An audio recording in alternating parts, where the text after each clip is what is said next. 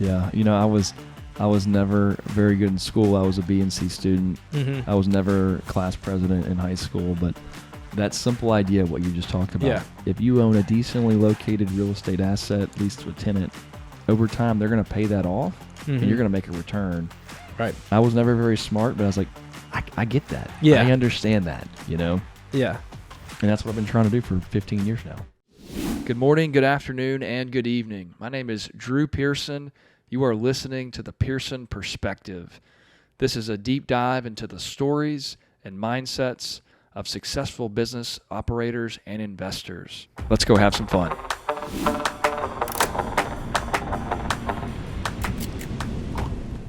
All right, everybody. I've got my good friend Gilbert. He flew all the way down from Atlanta to come do a live show with me, which I'm very grateful for. Gilbert's a great guy. He is my only friend who actually cold called me a few years ago, and we've been fast friends ever since. Gilbert's really interesting. If Gilbert was a stock, I'd be loading up. He has got a really, really bright future. He's really smart. He's really great with people, which I think will come out here. He has a really good spidey sense of how people operate, who to trust.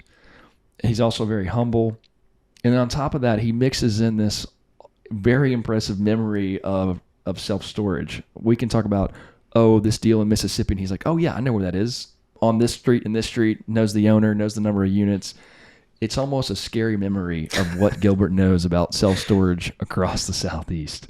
So I'm really glad Gilbert's here. Man, thanks so much for coming on the show. Well, thank you, Drew. Thanks for inviting me to come down here. This is one of my favorite places to be, and just exciting to be here with you. And I'll go back to that cold call. You might be the most exciting cold call I've ever had. You were so excited to take my call, which was shocking, but that's why we hit it off. So. Again, appreciate you having me down here. It's exciting, and just looking forward to chatting. Great, man. Well, Gilbert, why don't you share with us kind of how you got into real estate? Why in the world are you in self-storage? Yeah. Happy accident, I would say. I had no idea what I wanted to do going through college. I worked at a summer camp for a long time. I loved the people aspect of that. Didn't really pan out for me to do that long term. And I started looking around, didn't have a ton of clear paths. So I started talking with some friends, and my uncle and one of his friends was starting a coffee and donut food truck in Atlanta. And my uncle, he's involved with real estate. He wanted to kind of help guide me into real estate. And this was, more or less some way that we could get in. We were going to start on a food truck and then look for brick and mortar locations. Okay. And the guys I was working with, they had an impressive track record. It was a great opportunity to jump in with that. I would say we did everything but real estate. Did a lot of donut cooking, a lot of recipe testing, and trying to keep a small business alive. I was the only employee for a long time, and hired a couple folks to help me. Again, real estate never really kind of came around. The business venture started to sputter. It was time to look to directly get into real estate. And I started talking with folks while I was still with the food truck. And nothing, again, no clear paths kind of came up. There was some inside sales jobs with some equipment rental companies who had it in development offices. I could, they were like, oh, if you work here for a couple of years, maybe you can develop some connections and get into our development office. Seemed like a really roundabout way. I'd started seriously dating my now wife. They wanted me to move to Dallas.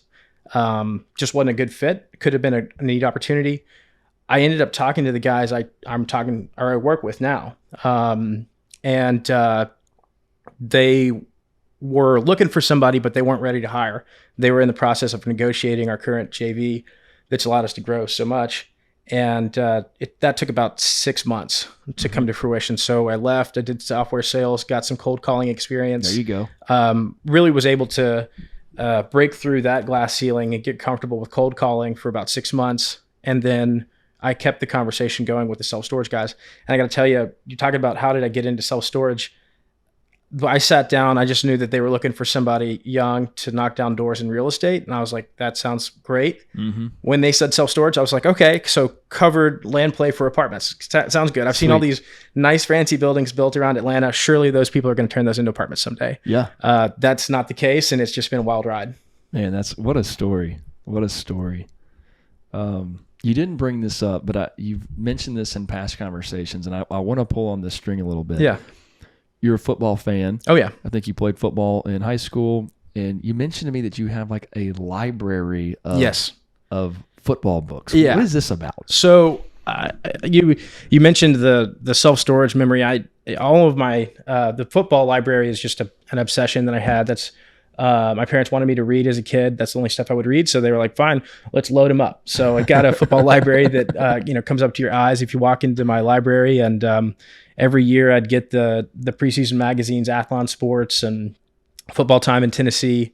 And just, I remember just going through those, reading the same pages over and over again, memorized all those stats. And all through grade school, everybody would say that's not going to amount to anything, or why are you remembering that type of stuff? Why don't you apply that to school? Well, when I got into storage, I tried to commit portion of that space to storage. So that's kind of where that comes from a little bit. But huge football fan. At one point I did want to be a football coach. That was a hard path to take. Mm-hmm. Something I would love to do again. I'd love to get into announcing like the local high school teams or coaching as soon as I can. Hopefully real estate allows me to have a little bit of flexibility to do that soon. Yeah. If you play your cards right, you can have some time. So did you wanted to be a head football coach? Was there a coach or two that you really liked, and or any kind of lessons you've taken away from their coaching style, leadership styles that you enjoyed? I would say the offensive coordinator, who's now the head coach at my high school, Chad Garrison, was probably the best coach that I had in high school. A close second would be the defensive line coach, Coach Eddie Smith. Those guys are just true teachers. Mm-hmm. They're kind, patient, but firm when they need to be. Mm-hmm. And I would say that it's that kind of coaching style where they know when to push you and how far to push you to get the best out of you, but they'll stop in an instant when they know it's gone too far. From a people aspect, those guys were amazing teachers. As far as somebody I think is a lot of fun and I might want to take some strategy from, I think Mike Leach at Mississippi State, just because he's a strange personality. He's a lot of fun, and I like his approach to football. It's unorthodox, and the proof is there in all of his statistics. He still holds 39 SEC offensive records from when he was the offensive coordinator at Kentucky under Hal Mumme. I don't know how many people still know that, but wow. Yeah. Again, more random knowledge for everybody. I didn't know about Mike Leach. That's great. So we go from the donut industry, software sales, and now we're working at Highline as head of acquisitions. Kind of help people understand Highline's incredible growth, which you've certainly had your fingerprints on, and kind of what you're doing now. Yeah. So I want to just first of all thank our team that we have, Daniel Grass, our VP of acquisitions, and Austin Kim, who's no longer at Highline. He's at Liberty Investments in Orlando. They were a huge part of that. When I started, it was Daniel and I, and then Austin joined shortly thereafter. And now we have a guy on our team, Ben, who's been a great analyst, and Isa, who's our transaction coordinator. That team has fueled our growth. Daniel's had a great vision for how we were going to structure everything and build out our process. And once he roughed out that pattern, it was easily replicable, and then we just kept moving forward. We started in October of 2019 and had 0 properties. We closed a conversion in Panama City, another conversion outside of Atlanta, and an acquisition in December of that year, so in a 3-month span. And then from there, we've closed over 40 properties, deployed $330 million worth of total capitalization. And, we just have an eye to keep going. And I would say really it's the systems, right? We can talk about goals. Mm-hmm. I think goals are easily attainable if you have the right systems. It's systems over goals for us. I don't know how intentional that was for us when we set out, but we've learned by leaning into those systems. Yep. And relying on that. Yep. And so I want to get into that as much as we can today. Yeah. That's certainly, man, that growth is so impressive. And so similarly, we've had some small growth, and in large part it was me initially. We've added some more team members and processes. How do you guys think about processes and systems? Is there a certain place where those things live digitally? Are they in a binder? Again, help me understand, what are you thinking about when you say leaning into process? Well, let's talk about where they live first. Yeah. So, like any true startup, it started with a couple of scratch pieces of paper, and then it worked its way into a stapled packet that floated around the office, got tattered up and missed some pages over time, and then it ended up on a styrofoam corkboard, tacked up and ripped apart, and then we digitized it in an Excel file. And it was something that kind of lived in Excel through Dropbox and loosely organized. And we went through a couple iterations of different software. I think 3 different softwares to where we're using DealPath now. I don't mean for that to be a plug, but that's what we found to be the most robust. Okay. DealPath to handle our flow, and now it involves all the different departments as well. So it's fully integrated. Mm-hmm. I would say starting out, we all just had that physical copy. It was our Bible when we went on site audits, and it really started, there were preliminary things that you do before an LOI, but it's rudimentary real estate. You underwrote the property, so you should know some of the basic facts that got you to the LOI. Once you get into the contract negotiation, that's when we would rely on that checklist, and you're just physically checking that off.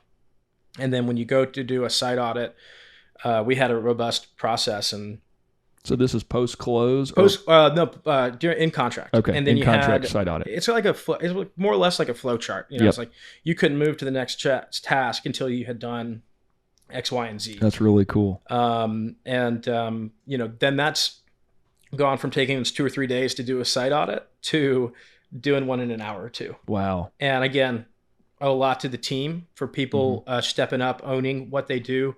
I worked with a guy who loved to say this. It's a Dwayne "The Rock" Johnson quote: "Know your role." That's right. But own it. And again, credit the team for owning what they do.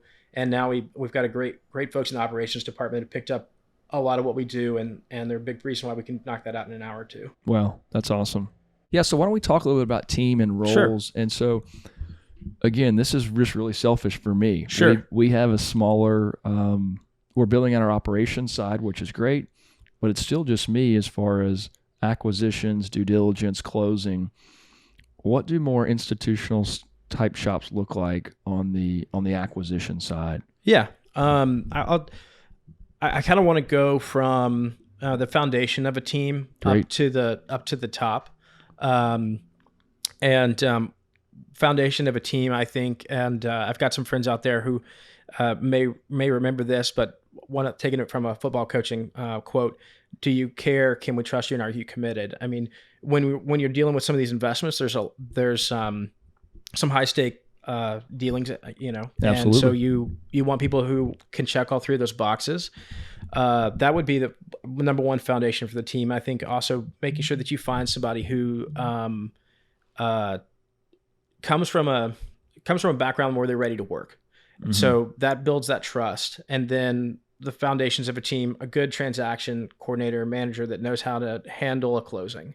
And that's the last thing that you do, but those details are very important. Absolutely. And it's important to get on those early and go and push all that through. I would say making sure that your legal team is robust and you can just defer to them on everything. Mm-hmm. Our attorneys are great, and we owe a lot of our success to move quickly and with ease through a lot of stuff to them. So you got your transaction coordinator, you've got making sure that you can lean into your legal team, and then from there, young analysts on the team who can really grind and do everything necessary, whether it's checking the floodplains, calling surveyors, third-party quotes, checking those, making sure you understand costly items for deferred maintenance. Mm-hmm. And so I would say I'd call that the analyst level. And then you need somebody in an associate level who can either come in with a network of people who will provide the deals or generate that themselves. And they're making cold calls, but they're also developing relationships, much like a relationship that you and I have, where Right. somebody will send them a deal before they give it to anybody else. And I know we've looked at deals together. Mm-hmm. You bought a couple deals that we looked at and wished that we could have bought, and vice versa, right? Absolutely. So somebody in that associate role who can really strengthen relationships to make sure that your group is getting that look. Yeah. First look, only look. It's almost like business development. Yeah, shut it down kind of look. It is a business development, but you got to make sure that you got to be generous, and it's not a scarcity mindset. And a lot of groups will have a mindset where they only want to do the deal direct. So they'll do everything they can to cut somebody out of the deal, Mm-hmm. whether the middleman is somebody who's just getting a referral fee or a friend in the business or a broker. You got to make sure everybody gets fed and there's Mm-hmm. food on the table. So leaning into those relationships, doing what you say you're going to do, and taking care of those people will get you that first look and only look. And then from there, I think you have to have a senior, VP level, if you want to call it that, or a senior associate level, somebody that's got a great economic mind, who understands the macro world and can double check the junior analyst and the associate's work to get the deal to an LOI stage. And it's noticing that we're in a coastal region, so repairs and maintenance are a couple $1,000s light. It's this is a smaller facility. We're never going to cross the threshold on property management fee to get to 30. It's hurting the deal. Let's drop the floor to 15. It's those types of little things, but also, how does this deal fit in the macro scale of our portfolio, our strategy, and is it a market that we can and want to go build for half the cost down the road? Right. If we can't build it for half the cost down the road, then maybe we get more comfortable with that price per foot.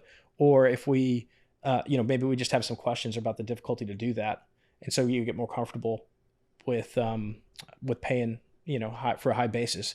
I think it's somebody that can critically think about all of that, and on the back end, negotiate that in their mind with the capital that's going to go purchase the deal. You want to be able to present that to somebody who's going to say, "Yeah, I agree," and not really ask a ton of questions, because that case is locked tight. Everything I've described, I feel like we have on our team. So we've got all the guys in the various roles who check that. They create an ease of process because they're just really good at what they do. Yeah.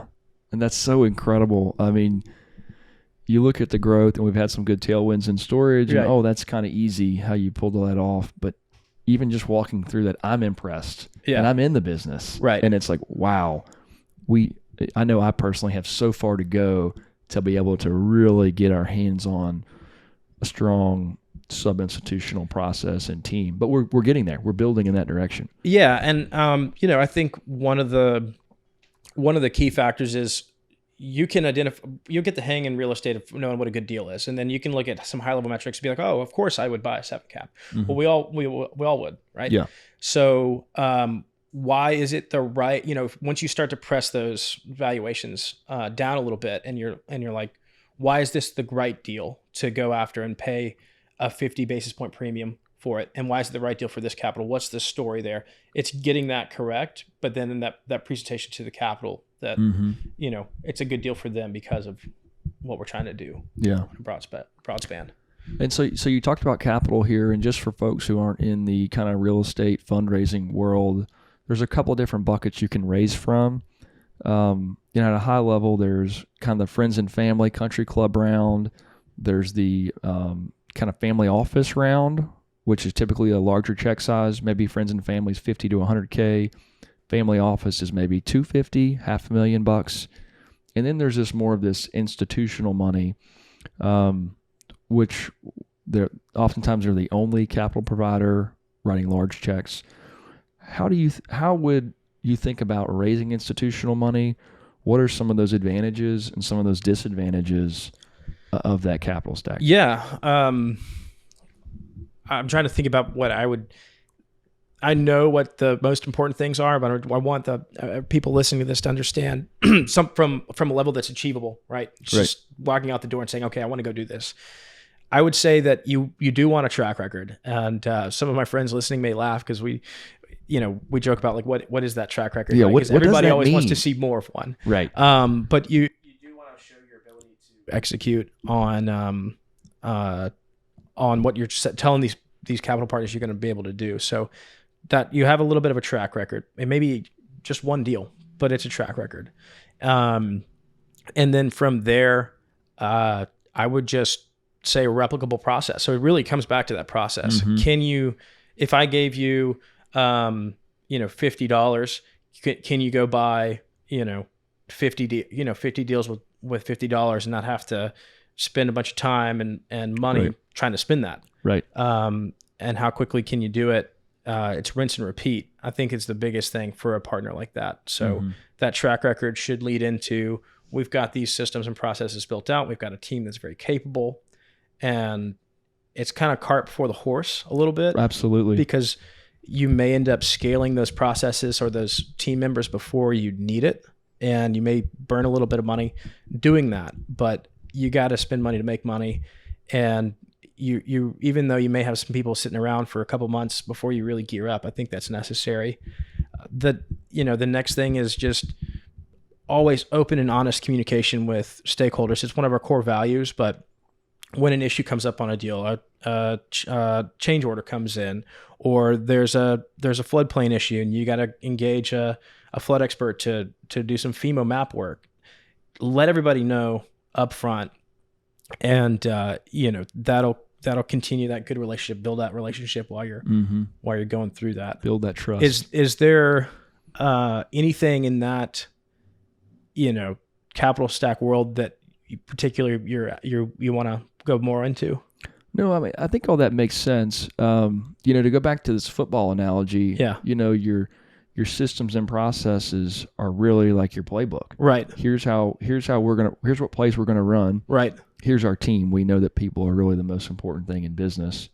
And so having maybe a blend of some experience and some guys who want to hustle and grind and play special teams is important. Absolutely. That's what we had, right? So Daniel had been doing storage for a long time before our JV with Jim, our president, and they were doing some development deals in Atlanta. Daniel had the experience in the macro mind, and then they took two guys. Austin and I had no storage experience and limited real estate experience, and we were just ready to and hungry to work. Right. And 2 days. Let's get after it. Yeah, exactly. I mean, that's really what it was starting out. 12-hour days in the office, just like having no idea what happened to the day or even anything that went in and out of your ears. But then 3 years later, you're better off for it. I would, you brought up football, but if I go back to those coaches that I mentioned that on the teaching side of it were great examples of a good coach. And I think about the guys I work with and how they brought everybody along to the point we are now. Those coaches were teaching 7th graders the right steps to take with their foot before or right after the ball was snapped. And that's all you did in 7th and 8th grade. And you lost a bunch of games. And It was really painful and really annoying.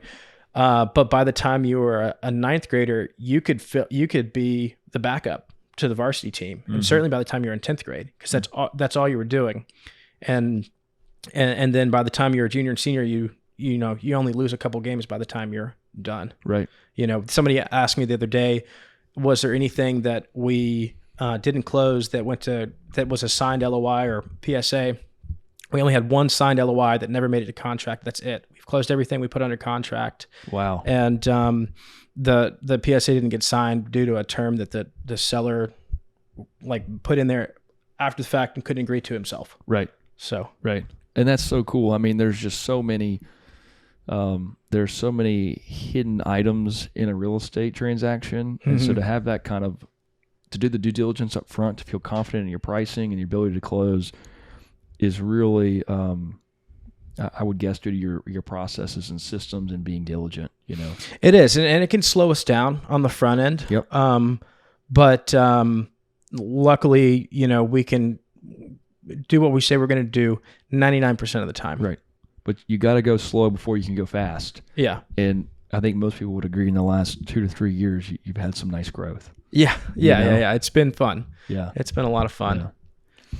Well, I guess more on the institutional side, I mean, you hear about capital partners that are just great, that are just like a hand in a glove. you also hear horror stories, and these are just kind of stories, but it's like folks changing their mind, Sure. horse trading deals. As y'all have talked about, or as you maybe have talked to more institutional style partners, from a sponsor side, without getting too high and mighty on your horse, how do you find good institutional partners, if I can choose that? Honestly, I really think that in my limited experience, it's really relational based. I mean, this industry really is a big relationship driven industry. All of the relationships that I know we have, I know that the guys making it happen, they go back a long time. Mm-hmm. And when someone says we have an appetite to do X amount of deals over Y amount of time, they actually mean that. They're not just trying to find a vertical that could be flipping and seals up quickly if something changes. Right. And I think that if you're on the sponsor side, you need to look out for that, and you need to know that, like, where the money is it really coming from, right? Did this guy raise it from another group that maybe a pseudo third party group? Is it somebody that just raised a bunch of money and they're acting as an intermediary and marking it up for you? Mm-hmm. Those people can change. They could change really quickly. Right. But if it's somebody that the money's maybe a little bit more direct, they're going to make that commitment, I think, and you can know that they're going to do what they say they're going to do. Right. They probably have more of a motivation to have it deployed and not change their mind more than somebody who doesn't have as much control over it. Mm-hmm. So if I hear you right, it's just not somebody you met at a conference at the cocktail bar. No. You want to be as close. You want to be close to as direct to the source. I mean, that's how you know you're getting good water, right? Right. That's right. Yeah. And these things all take time, and we all know people who are 35 who have gone and raised large funds and had success. But it's important to think about, like, look, we're still very young in our careers. Mm-hmm. If we're going to be doing this till we're 80 or 90, like I hope, there's a lot of time. And you continue to build these relationships and kind of see where things go. Yeah, I would say you don't get in a hurry. Mm-hmm. But to take a famous football coach's quote, be like a woodpecker in a petrified forest. You keep your head down and look for opportunity. That's it. Yeah, that's it. Every day, man. Yeah. Yeah. Well, I don't know.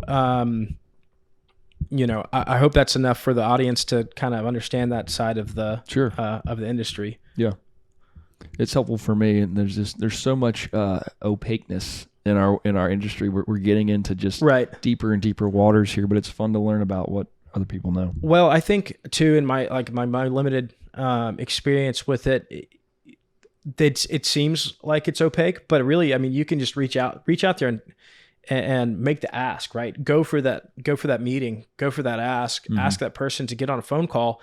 I've tried to help us get in front of some folks at some large shops, and they're places that would seem totally impenetrable, that would never listen to somebody that's my age, that's been in the industry for 3 years. They all took a phone call. Yeah.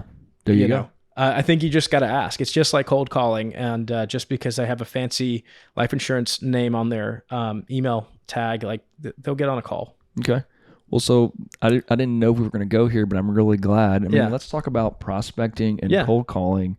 Almost every deal we've purchased over the last 2 years has been a cold call, direct to owner, building relationships. Yeah. But for a lot of people, it is terrifying to pick up the phone, dial a number, and talk to a stranger. You've had great success with it. How do you think about that? Do you hype yourself up? Do you have certain days? Are you in a certain state of mind? Or is it just all day, every day? I don't try to change anything I do. And I try to do subtle things that are conversation starters. And it's just an easy trick that my dad always taught me: use somebody's first name. Mm-hmm. So they love to hear their first name. Yeah, if you cold call somebody too, and you're nervous and you just trying to jump right into your little pitch, that somebody's going to just click, Right. I'd say, hey, is this Drew? Yeah, it's Drew. Oh, Drew, my name's Gilbert. How are you doing today? And then you're kind of like caught off guard a little bit. You don't know what I'm trying to do or who I am. So you respond, and then it's kind of a conversation from there. And I love to get on the road, have a list of 10 people that I want to call, and call them all, and maybe I get half of them, and then maybe I meet in person with 3 because I'm like, hey, can you meet? And they're like, no, I can't meet. Well, I'm actually at your office or I'm at your facility. And they go, oh, okay, I'll be there in 15 minutes. They can't really say great. no. So you're right? cold calling in the market while you're in the market. They force them to show up. Wow. And then once you're there, I don't know if it's been a secret till now, but I'm a Tennessee fan, and so I'll wear a Tennessee shirt. Doesn't matter where I am. If I'm in the Southeast, someone's gonna have an opinion. Either their daughter-in-law went there, or they hate it, or whatever it is. Yep. And I don't really care if they hate Tennessee. That keeps it going. We're going to talk about something else. We'll find something else in common. Right. And I just like to press those.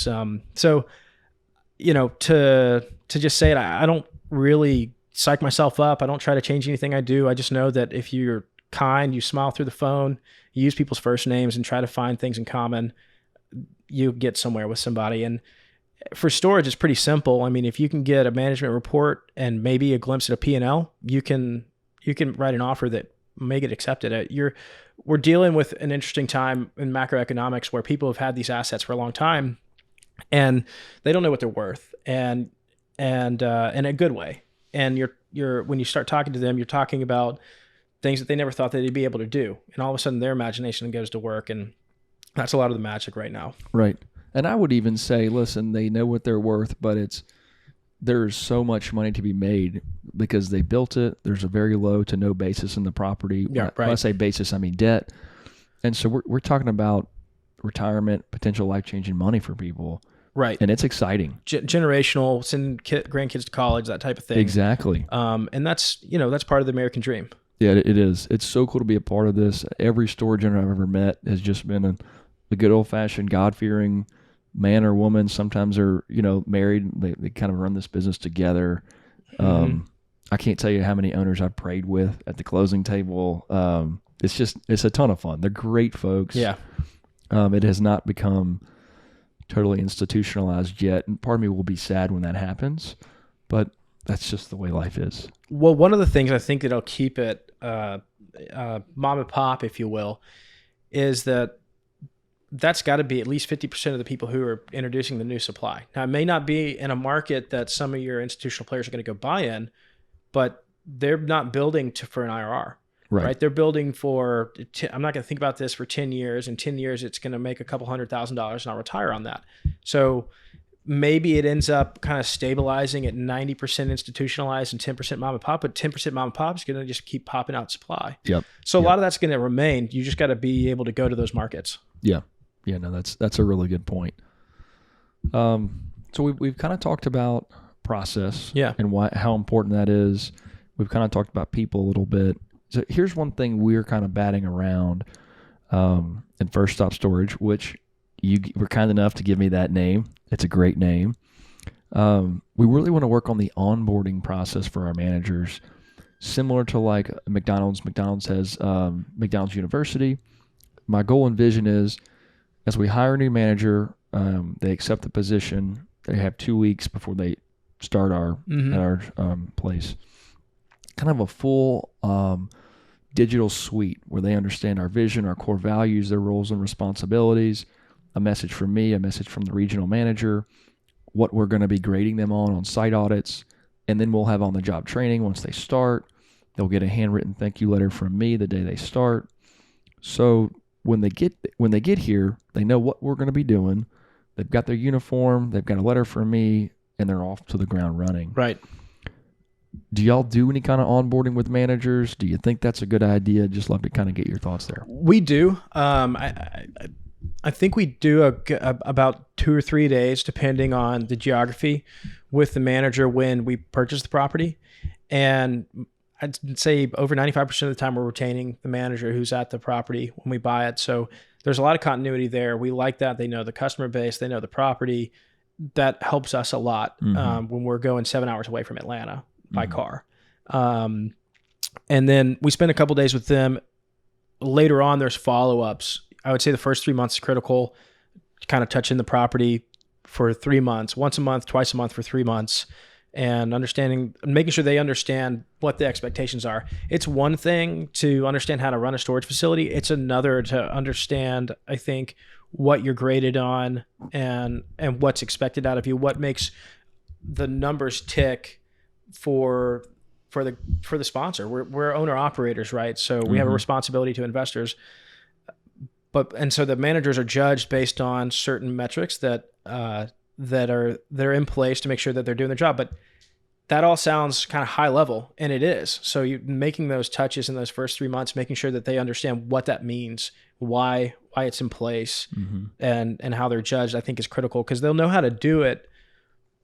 But do they understand that, that their previous owner may have had 5 of the 10 things that you need to run a storage facility, and said that those were the most important 5. When we say that the other 5 are the most important, and they don't know why, but they know how to do all 10. So that can be confusing. And I've had some managers where it's like, look, we're 94% occupied, Drew.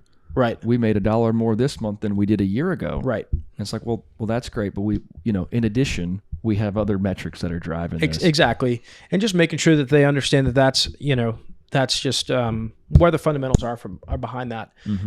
One thing, I would say is we buy a lot of properties where people get behind on rent and they don't have an auction process. There's a lot of playing catch up, and and I appreciate the kindness and the goodness behind that. If you have a stark difference, and I'm not saying that we do, I think that we're somewhere in the middle. But if you immediately go to that auction style, you can't. There's no deal to be worked out. You can't catch up. You're late. Sorry, it's going to auction. Understanding that, making sure that they understand why you're doing that and what the end result is, and that there is a positive side to it on the other side. Right. Yeah, we've purchased some properties with some very lackadaisical policies there, and just helping the manager and the customers know that you have a grace period, and we're strictly following the state lien law. After 30 days, right, we'll give you a chance to. Oftentimes, we'll come in and we'll give everybody who's late a one-time option, 50%. Yeah, you pay us 50% of what you owe, and you move out. Right.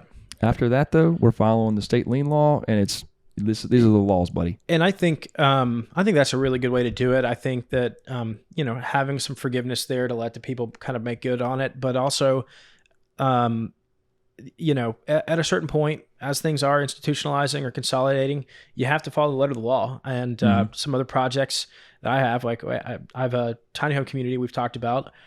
We have some crazy leases right now, and I've gotten a lot of blowback on getting everybody on proper lease. But my message to them is like, hey, this is a liability for everybody. Let's get everybody on the state compliant lease. That's all I'm asking is let's follow the letter of the law so there's no exposure to liability here. Right. So let's come back to that tiny home, because I do want to hear kind of about that project. Why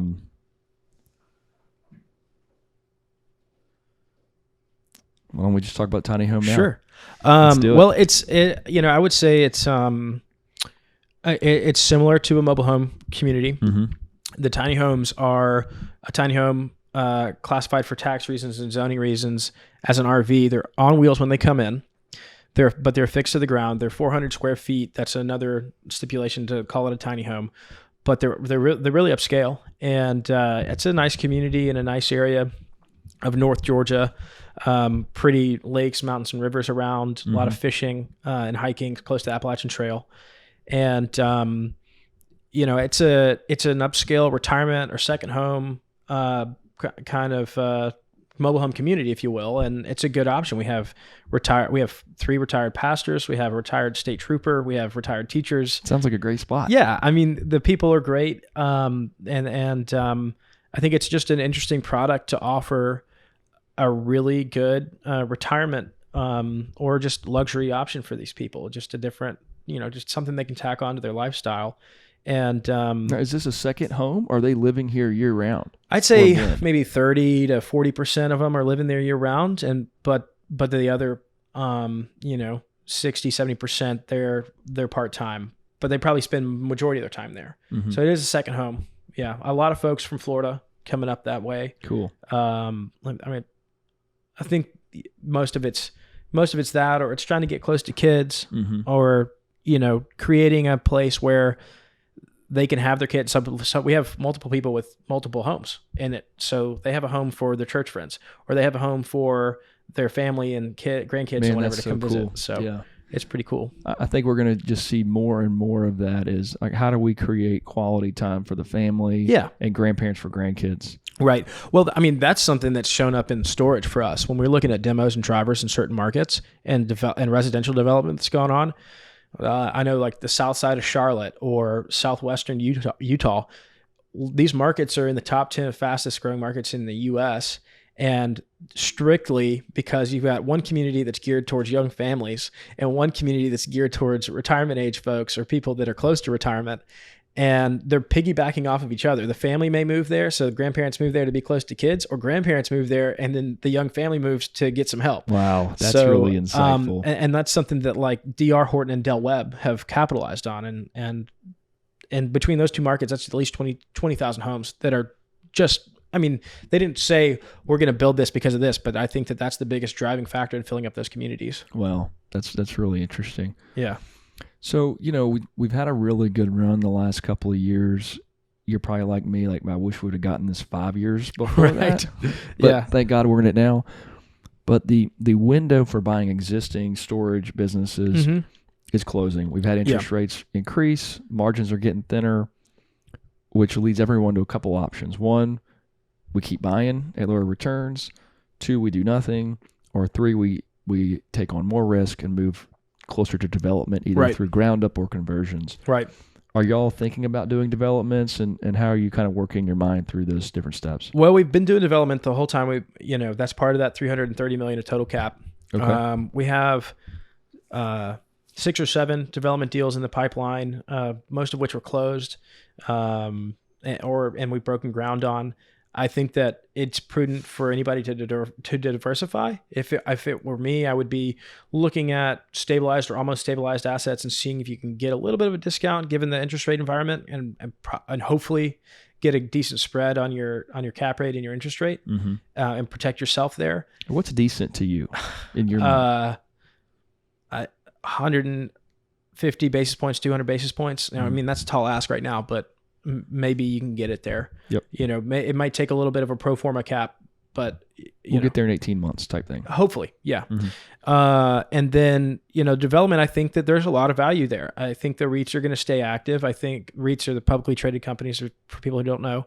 And I think that other larger institutions are going to stay active as well. So if you can be part of that mom and pop group that's introducing the supply and be part of that side of the equation that's getting consolidated and introducing that into the market, I think you can create a lot of value, whether you're going to hold that long term, your basis is lower, you're going to cash flow like crazy, or you're going to sell and you're going to make a really good chunk on your equity. Yep. So you're saying like there's some good takeout partners down the road. For sure, yeah. With the CO, especially if you can build a couple, right? So if you can build 3 to 10, and what does a couple get you? Why is having 3, 4, or 5 better than just one? The portfolio premium on an exit. So we can talk about selling at CO, and you're probably going to make, on the low end, 20% on what you've put into it. But that's with no lease up or anything like that. If you can build a portfolio, let's just run through 2 scenarios. You build 5, and they're in various stages from CO to closer to stabilization. You sell that portfolio, you'll get a really good premium on it. You'll get a really low cap rate because of the lease up that's left on there. And if you can build that portfolio in a geography that's attractive, you have an operator who's going to look at that and say, we can run this a little slimmer, and I like this for X, Y, and Z reasons. They'll pull the trigger.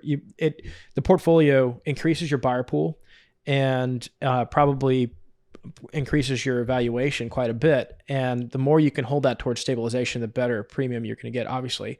But your cap rate will be lower the more unstabilized they are, but that just takes a little bit of experience knowing when to pull the trigger on those things. Right. And so, that's a real build to sell type model.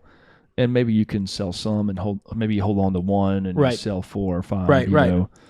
I always get a little heartburn. Like, I'm not in real estate to make $1. I'm in real estate to enjoy the advantages of real estate. Right. That said, it's always nice to take a win. Right. And there's a lot of ways to do it. If you let's say you built a portfolio to sell, let's say you built 5 to sell at various stages of stabilization, or maybe they're all close to stabilization. You take that. I would seriously look at selling that, and then to take advantage of the different aspects of real estate, take the proceeds and put that into some Class A stabilized stuff. I would personally go no debt. I know that people listening to this are going to say, well, that's not what they taught me in business school, or that's not what they say at the big private equity shops, but you're totally de-risk and you're probably going to own something that's going to do $1 million in cash. Right. So your returns are low, but your real cash flow, it can satisfy your life. You're protected because of the quality of your asset. And you probably can sell it for more than you bought it for. That's why all the pension funds chase these things. They want capital preservation. They don't want a return. So if you can live with a 4 to 6 yield on a Class A asset, all cash, you're probably still going to, you're still going to sell it. And I talked about making 20% on selling something at CO. You're still probably going to make 20% on your money if you sell it in 10 years. Oh, and no doubt. Yeah. Oh, there's no doubt. I mean, capital preservation, and then you can ride some serious cash flow. Yeah. Yeah. That's really interesting. So, okay, we're talking about development. Everyone knows the obvious place. Right. Austin, Atlanta, right. Charlotte. Those are markets I cannot play in. High barriers to entry, large check sizes. How else should we be thinking about this? Do we simply just go for the fastest growing parish in Louisiana, fastest growing county in Alabama, and find some dirt? What other factors should we be thinking about that drive a quality self-storage location? That's a really great question, and hopefully I can provide a lot of great color to it. We've built in Fayetteville, North Carolina.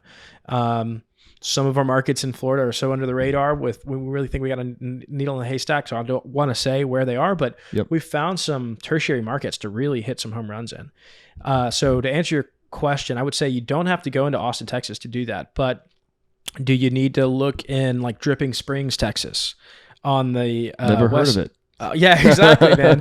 Exactly. So on the west side of Austin, you get out into the hill country and you might look at it and say, oh man, this is a little like sparsely populated, but it's affluent. You're going to have some home growth that direction. The barriers to entry are very high, whether it's the topography or the zoning. Because it is so affluent, they've locked down their zoning way in advance. That's an anomaly in Texas. So I think that you can find those needles in a haystack to go develop in. It's not going to be as competitive. Your land prices aren't going to be bid up as high, and get really comfortable with those people needing storage too. And, I've looked in markets where the demos would scare everybody, but the demand is there for whatever reason. So it's knowing your competitive set, and look at some guys who've had some success in industry.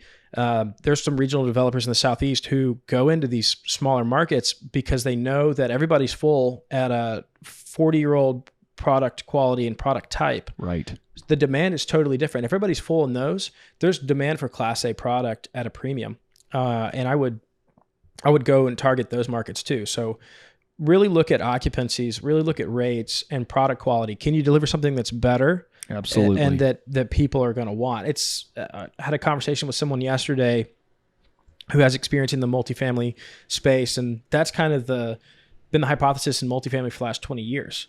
If you can outposition people based on just product quality, but you think it's oversupplied, there's probably enough demand for your new product that's good quality. Yeah, that's really interesting. We're such a consumer culture, and that's why storage obviously can stick around for a long time. That people are always going to want the next and better thing, right? If they came out with a Netflix Plus, people would pay $5 more for it. Absolutely. You come out with Storage Plus, yeah, you can sit in here and play Xbox and look at your grandma's couch, like, yeah, there's no doubt people might do it. And it's harder and harder to throw away these sentimental items. And that means different things to different people. People are just putting off decision making. That's what it is. Yeah. Yeah. So again, going back to markets, and that's something we're really trying to really drill down on. Minimum population size. Yeah. Does traffic count matter? Does visibility matter? How much? We need rooftops. We don't need rooftops. We're really trying to dive into all those metrics. I mean, you want visibility and access, one or the other, right? Or the ability to give an illusion that you have some kind of road frontage. Nice little flag lot with a skinny access is great. That's your typical, public storage site. We bought a portfolio in markets that were geographically contiguous to each other, but they were all markets where people would probably scratch their head and say, who would have built there? But the idea has been to go back and do that. I mean, if you can be the game in town, with the nicest product. I mean, we've got like double the climate rates in one of the particular assets in that portfolio that we had 2 years ago. And wow. So from that perspective, like you can go provide a service that's in demand and ride a wave just because it's going to become more in demand. No one else is going to look at that market and say, I can go do that too, because they're chasing some high IRR calculation, right. and they've got a different perspective on it. So they're going to risk adjust that and look for outsized return for taking the risk on the market. But if you can just be comfortable with the long game, I think those markets will serve you well. Right. And I also think there's just this, there's this middle area where returns are always found. Yeah. It's too small for one group. The check size is too small for one group. It's too large for another group, and yet there's demand.